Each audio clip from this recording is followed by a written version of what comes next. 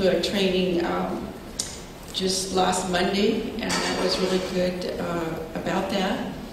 I was invited, didn't know about that either, so I encouraged them to have a workshop on environmental health care.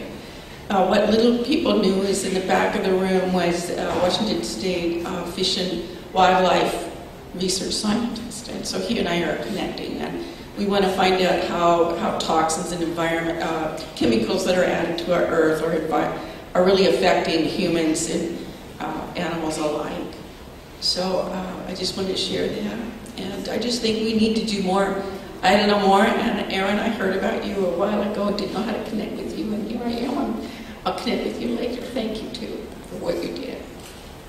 Let's do it more.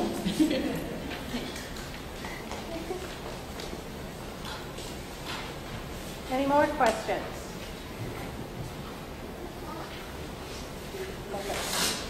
Hi.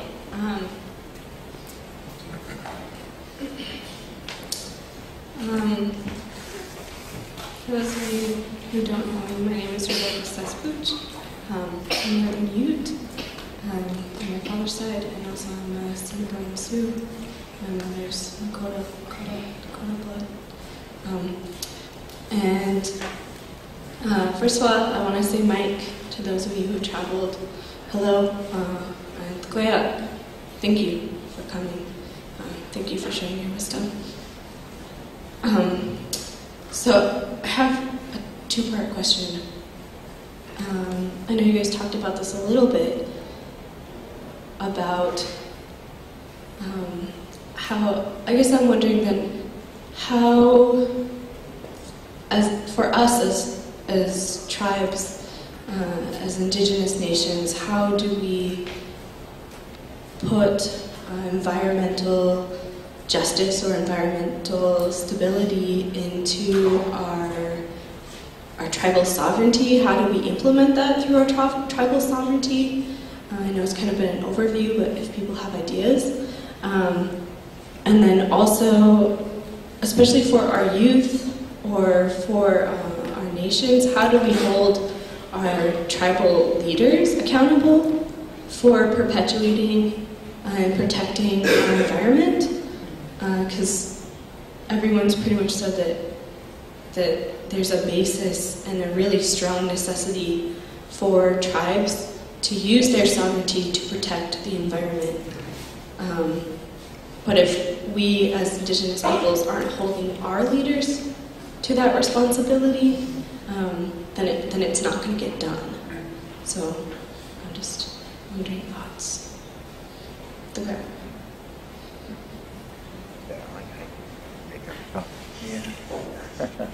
Thank you for the question, and I'll try to make a quick response to that.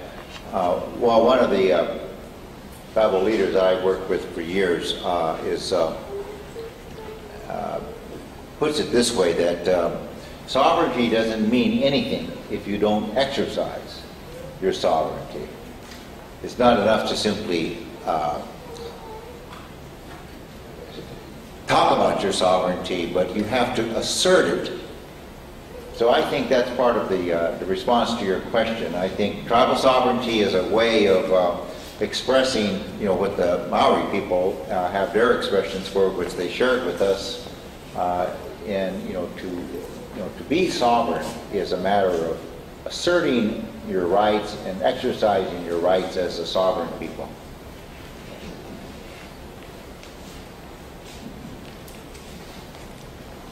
There's a couple of things.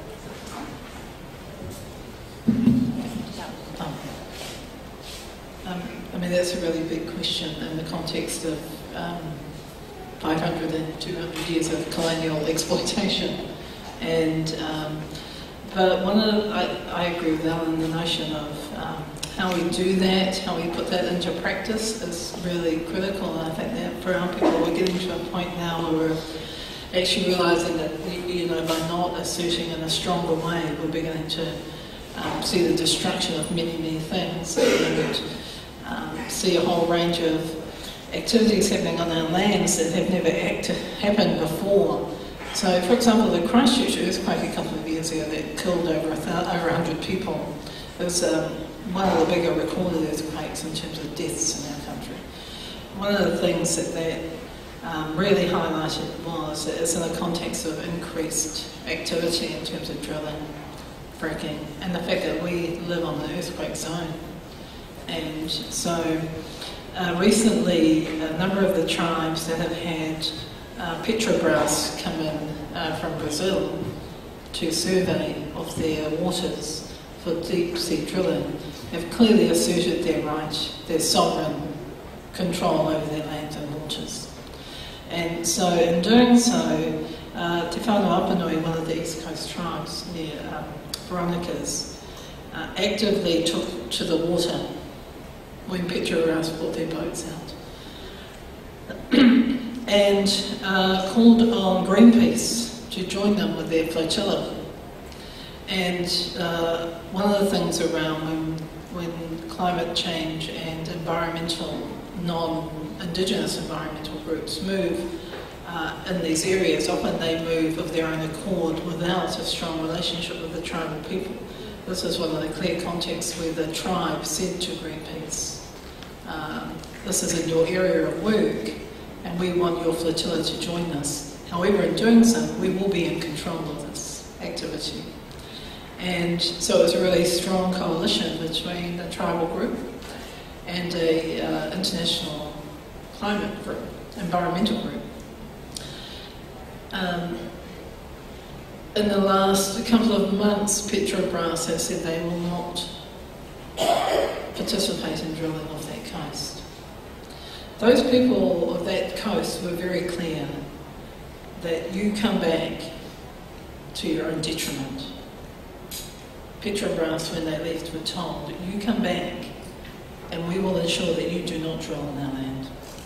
And actually we haven't had that kind of stand in an environmental way which is so solid and so clear from a tribe for some time. We've fought in courts and we've fought in other ways, but that was a really strong indicator that activity would not happen. Where they were drilling was what we call the Low Kumara, which is a mountain range that goes from the land into the sea, goes onto the Pacific plate and goes across the earthquake line. It's also an ancestral mountain.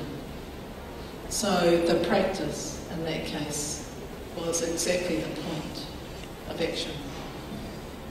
Is this on? Yeah. I don't think it's on. I have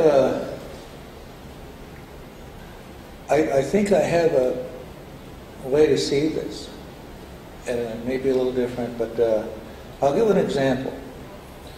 At the Hood Canal School, junior high school, and that district has about since 1963, has almost a 90% dropout rate of the Indian students.